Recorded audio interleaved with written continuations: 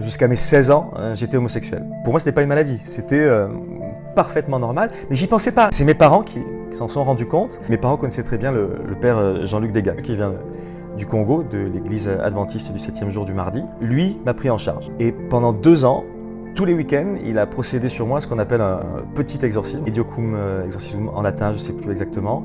Et chaque exorcisme démarrait par une piqûre qui était remplie de bouillon de poulet et qu'on m'injectait dans le gras des fesses. J'ai eu une infection une fois d'ailleurs, ça a été assez affreux. Toujours est-il que moi j'avais une telle peur des aiguilles à cet âge-là que ça me mettait dans un état de transe totale, quoi. Et ça explique énormément de choses, c'est-à-dire que au-delà de la question des démons, du diable, tu vois, j'étais un déviant parce que j'étais possédé par une entité ou un truc comme ça, ça raconte qu'en fait la foi, le sacré, le rituel et la terreur t'amènent à vivre une expérience telle que ça te change psychiquement.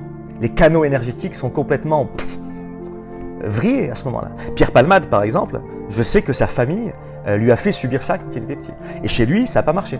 Ça a donné le truc inverse. Et c'est pour ça aujourd'hui qu'il se retrouve dans toutes ces affaires de drogue, qu'on l'accuse de pédophilie, je ne sais pas si c'est vrai.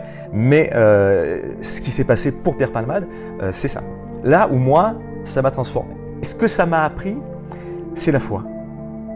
L'idée que si on croit quelque chose tellement fort et que l'on ne doute absolument pas de la véracité de ce que l'on pense, de ce que l'on ressent, on peut se transformer totalement.